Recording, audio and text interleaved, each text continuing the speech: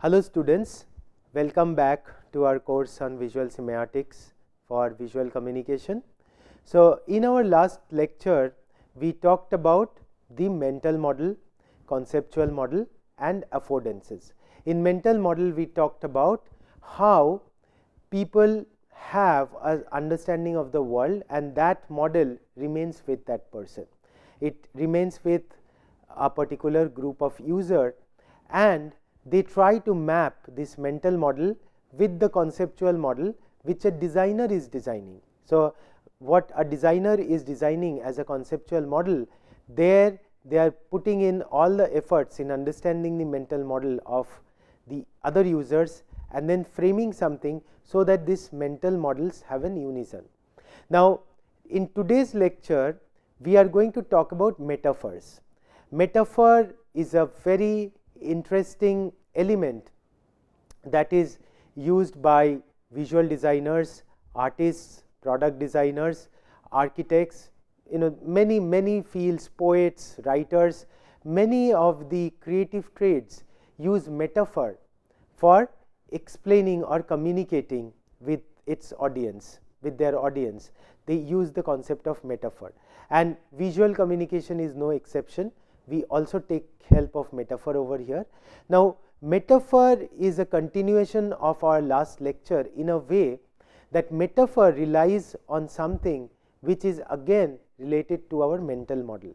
So metaphor is by definition it is something which relates to something, two things which is dissimilar. So it is something which is relating to another thing which is dissimilar in some fashion, but you are drawing some kind of comparison and making it in unison. You are making one concept out of it.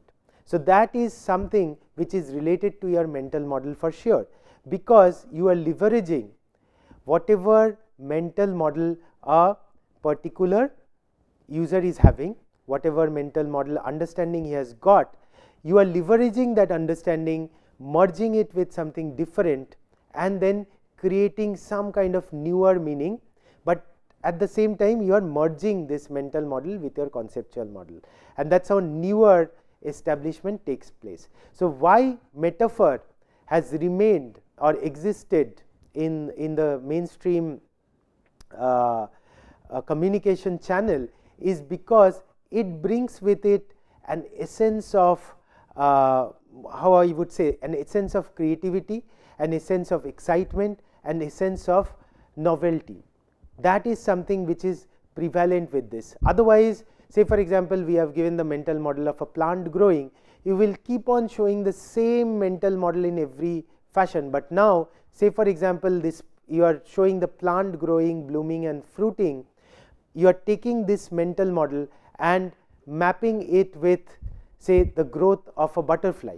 A butterfly grows up, cocoons or comes out of the pupa stage and then flies and then goes into the next stage. So you're bringing two different things together and then trying to communicate something, maybe the stage of life or whatever it is. This is a rough example I have given. I will talk about other examples when we talk in detail about metaphor, but this is where you are taking example of something else, merging it together and evolving a newer concept, a newer idea. So this has inherent with it the sense of novelty, the sense of creativity, the sense of excitement, which many a times in communication people seek for, and that brings us the aesthetic value, brings us the novel aspect of your design or theme through this. So that's why metaphor is a very important tool that many a times we use, but we should know about the nitty-gritties of the metaphors. So if we look at the definition of metaphor, a visual metaphor is the representation of a person, place, thing or idea by means of visual image that suggests a particular association or point of similarity. So basically it is the representation. So again we are coming back into the representation when we are talking about visual metaphor. So it is a representation of something else which we are showing for communicating something different. Okay. So, the image, so by visual image that suggests a particular association or point of similarity. Now, this is very important thing to understand in a metaphor, that you are using an object, you are using something else. So, say for example, you are using this particular thing. So, this we are calling it object 1, and this object 1 is trying to create some kind of association. So, association or similarity with your object 2 that you are drawing reference to. So, you have object 1 and you have object 2, and you are drawing an association or a similarity between these two, and that is what a metaphor does. Say for example, I am giving you a linguistic metaphor. Say you say that life is like a journey or life is like a road. Okay. So, this is a metaphor. You are taking object 1, which is life. So, you have the notion of life and you have an understanding of life, you have a mental model what life is, and then you have another object which is object 2, which is very different from what life is. Object 2 is a completely different object from what life is, and now again you have a mental model about object 2, what a road is, understanding of what a road is, and see how we are now bringing these two things together. We are creating some kind of association or a similarity, and we are saying that life is like a road, which now means that perhaps the metaphor that you are drawing is a road is meandering, a road is long, you have to traverse some distance, and life is also like that. So, this is how the metaphor comes into picture and it works in reality. In case of visual metaphor, we are taking image to do this. So, we are combining say two different images and then we are drawing an association with that. But one thing which is very important to be noted in metaphor is these two objects at the end of the day, in case of metaphor, they become one, they are treated in unison. So, whether it is life, whether it is road, they become one, they have properties, they have associations which are one thing which you are trying to talk about. So, maybe it is a long road, it is a meandering road, it has turns and twists. So, all these things, the road and life merge together and talk about one thing. So, this is one very crucial aspect of metaphor when we talk about metaphor. So, visual metaphor is also known as the pictorial metaphor or the analogical juxtaposition. We will talk about analogy in a while. So, and modern advertising industry is one which relies heavily on metaphor, because as I said, metaphor brings with it a sense of novelty, a sense of creativity, and as soon as you do that, the attraction factor increases. So, advertising industry is one of the visual communication industry where you need to grab attention of people, you need to be very attractive in your presentation, and metaphors help in doing that. So, it always evokes some kind of, so it involves some kind of intellect with it, and that brings with it the charm of using a metaphor. Then that is the whole reason why we are dedicating one lecture on metaphor and looking into details of that. So, now metaphors and analogies are used constantly to help us make sense of the world we live in. In fact, they shape our understanding of the world and subsequently our mental model of reality. So, as you see, again the mental model is coming into picture. Metaphors and analogy. Analogy is something, as you are aware of by the term itself, you draw analogy of something. So, say for example, you are saying that the birds are in sky and the fishes are in water. So, it is like the analogy you are drawing, fishes live in water, similarly birds live in sky or birds fly in sky. So, this is their domain and the fishes domain is something else. So, you are drawing an analogy between these two objects or concepts or theme, and then you are bringing a sense of comparison between them, or you are trying to establish certain kind of communication. So, this is what analogy does, whereas metaphor is where you are bringing two different objects or concepts together, and then you are drawing some kind of association, and which is forming a similar theme, which is becoming a one theme together. So, this is how the whole thing shapes up. Now, what it does is metaphors and analogies help us understand our world a little better. So, this is one of the differentiator which differentiates human beings with other animals, is the fact that we can put together two different objects and look into a metaphor. We can decipher and understand and comprehend a metaphor, and then make some meaning out of a metaphor. So, isn't it amazing that a human ability where we are merging two dissimilar things, at the same time we are making a meaning out of it, and we are finding some amount of joy in doing so.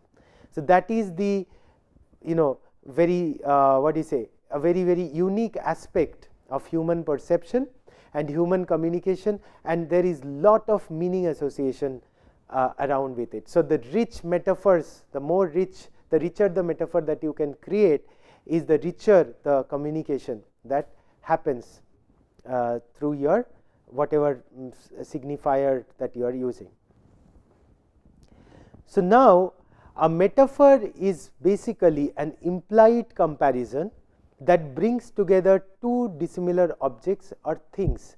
The two things that are being compared make up a metaphor which asserts the two things that they are not alike are in fact the same.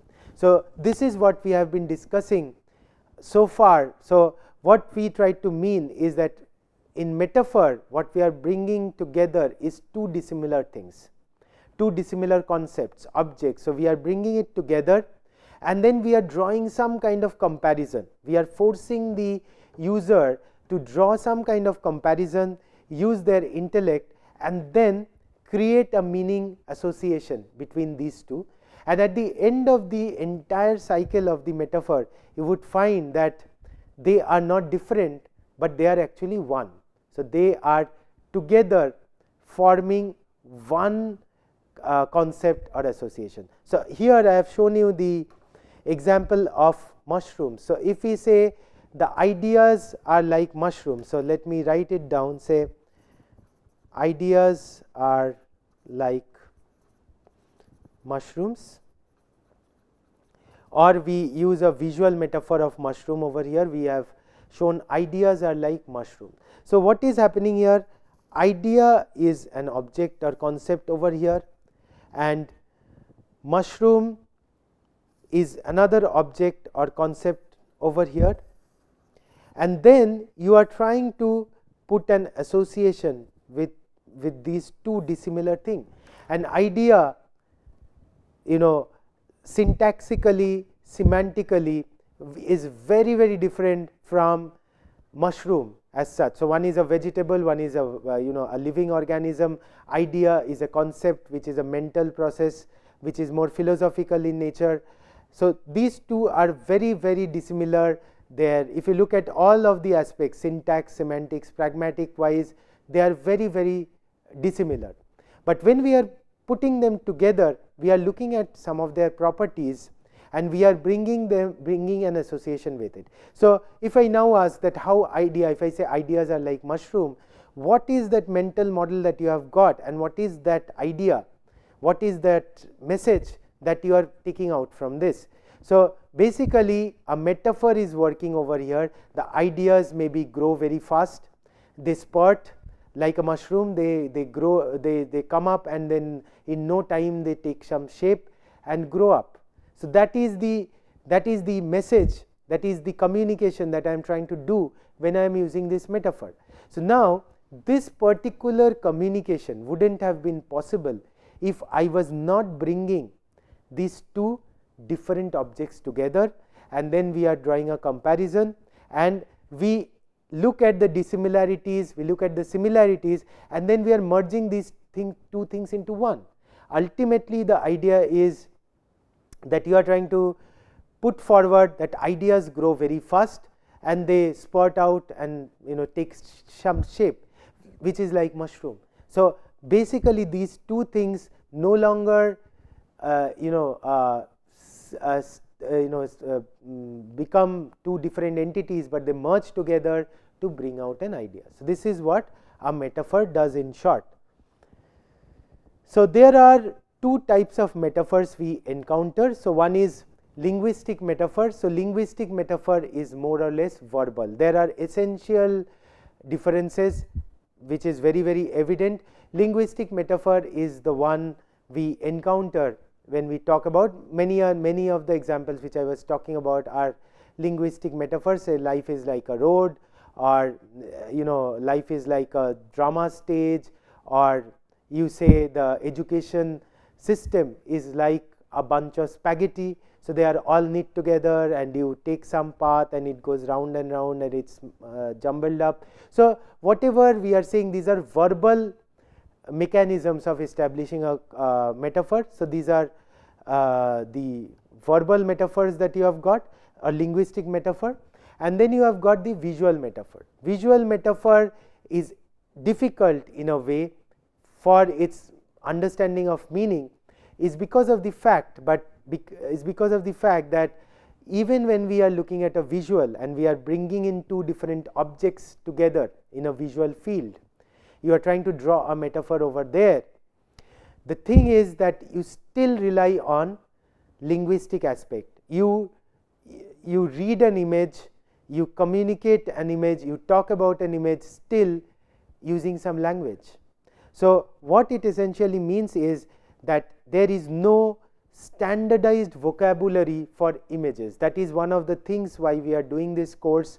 We are trying to understand the vocabulary of images, and there exists a vocabulary of images. That is something we are trying to understand, but it is very difficult to establish a standardized vocabulary for images.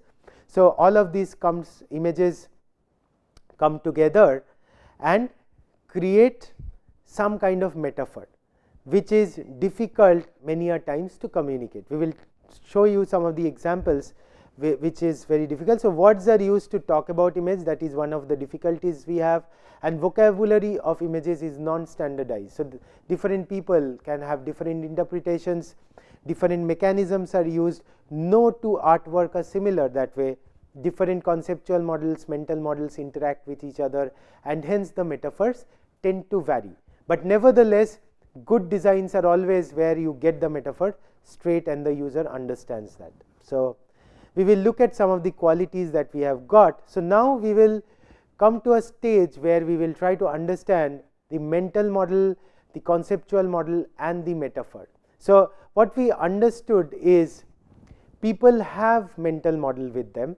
So everyone develops a mental model, and then the designer comes up with a conceptual model. So anything, any design concept which is taking shape takes a conceptual model into action, and then metaphor helps in bridging the gap between this mental model and the conceptual model. So what it essentially means is, say I am coming up with a conceptual model for this pen. So I have developed a schematic concept around this pen, and which is somehow fits with the mental model of people, because they must have used a pencil, they must have used a similar pen before. So they know that this pen is to be used this way, but now we are bringing the bridge could be established by a metaphor. So say now I am designing this particular pen, I am using a metaphor of a, say, a stick. So I am using the metaphor of a stick over here, or say a vegetable. So I am using a carrot. So I am using the metaphor of another object, bringing it together, and this acts, this particular metaphor that I have chosen, that is another object which I am merging with the pen. What it essentially does is, this is not a very good metaphor, I agree in this particular case, just to make you understand that many a times metaphor serves as a bridge between the mental model and the conceptual model. So something that you are trying to develop and something which is established, you try to put forward a metaphor somewhere in between, so the intellectual capability of both the parties can work in this metaphor level. So that is one aspect when we talk about mental model, conceptual model, and the metaphor. So people have the mental model, conceptual models are based on certain concepts, and metaphor acts as a connection between these two. Now we talked about analogy as such. So just like a metaphor, we have talked about it, an analogy asserts that there is a connection between two dissimilar things. However, an analogy implies that there is actually a difference between the two things, while metaphor treats them as being the same. So this is a very, very essential difference between metaphor and analogy. In metaphor and analogy, you try to show that there are two dissimilar things, but you are trying to establish the same connection between them, and at the end of the day they become one. Whereas in analogy, the difference between these two are kept, the sanity of the difference is kept as it is. You still rely on the difference and you talk about that. This particular image I have shown is like birds are for sky and fishes are for water. So there is a difference between these two things, though you are drawing the analogy that you are talking about their habitat and how they use particular domain area for their living, but you are still having a very, very strong difference between the birds are a different thing, they are in sky, they are very different, whereas the fishes are in sea or water and they are very different. You are drawing an analogy, but you are maintaining the difference, but that is not so the case in metaphor, something which you need to realize. Then we talk about simile. So simile is very much used in literature. So I have shown you this image of as slow as a snail. So if you say that he is as slow as a snail, or the process is as slow as a snail, so this is simile, where you say it is like this, it is as this. So when you use than, he is slower, even slower than a snail or something like that, this is the simile we draw together, which is heavily used in visual metaphor and in visual communication, where you are drawing this simile, who is like what, who is not like what, and you draw these similes. But even remember, in simile we still emphasize on the difference. Okay, so a person is as slow as a snail, but you have the entity of the snail being a different animal and the object or the person as a different entity. The thing which you are connecting them up is by a common property. Okay, so this is how the simile is used. So it is a figure of speech and directly compares two different things. Then many a times we use allegory. Allegory is another device which is often used to present an idea, the principle or meaning, which can often be presented in a visual way. Some view an allegory as an extended metaphor that communicates its message through an action, through symbolic figure or representation or something. So allegory is essentially, you can say that it is an extension of metaphor. Say we say bravery is like a lion. Okay, so bravery is a virtue, and that you are allegorically treating or connecting it with a lion. Okay, so honesty is like a horse or something like that. When you are connecting it up with a concept, you are matching it with the with an allegory, which is extension of the metaphor. So many a times we use allegory as well. So now coming to three distinct types of metaphor based on their physical properties, or their how do I say, their visual properties that we have got when we talk about visual metaphors. So we can classify them into three categories based on the visual quality. So the first one is the simile. We talked about simile is like where you are doing a direct comparison, and in these kind of metaphors both the objects are visually present in most of the cases. So I have given you an example where I am talking about car is like a dolphin. Okay, so I am saying that car is like a dolphin in a poster, and what I have done is I am showing the picture of a car and I am showing the picture of a dolphin. So both the objects are present together, and that gives you a simile that this car is like a dolphin. It is smooth and effective, aerodynamically designed and things like that, whatever it is. But the idea which you are banking, the type of metaphor that you are using is that of a simile. This is like this, and they are in conjunction, and they both are present there. So that is when we are doing a metaphor which is mostly simile in nature. Now we come to the next one. We will come to the hybrid a little later. The other one is contextual, where only one element is present. So we will come to this a little later, which is called divergent semiotic approach. Here the context is very important. So if I say the car is like a shark, I am not showing the car anymore, I am just showing a road and the fin of a shark cutting through that road. So that the road is there and I show the fin of a shark passing through that road. So this is implying, by context you can imply this road, and the car is very fast and effective and aggressive like a shark as it traverses in a sea. I am showing it that way. So I am using only one partial object, but the context that I am setting up with the imagery, that is giving me a contextual metaphor. And the hybrid is the one where we are using both of them. Many a times both the objects are present, they are merged with each other. Say car is like a muscle, so I show the muscle over here and the car is merged with this. So in the visual the car is merged into the muscle. So I am showing the objects, I am showing part or property, context of it, and I am creating a hybrid metaphor through this. So these could be three different types of metaphors based on its physical appearance. And based on semiotic concept, there could be two types of metaphor. One is parallel semiotic metaphor. So parallel semiotic metaphor is where we are having multimedia, we are having both verbal and visual media which are congruent, which are talking of the same thing. So that is parallel semiotic metaphor we are talking about.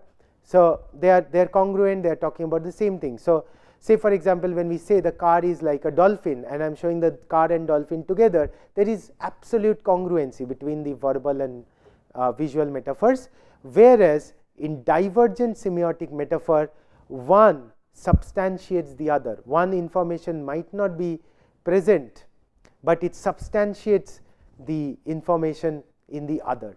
So say for example, when I talk about this contextual example, the car is like a shark, or I say the car is as fast as a shark or as aggressive as a car, that immediately brings in it is substantiating the message that you are showing in the image. It is bringing in the concept of aggression with it, which is additional substantive information is passed through one media over another.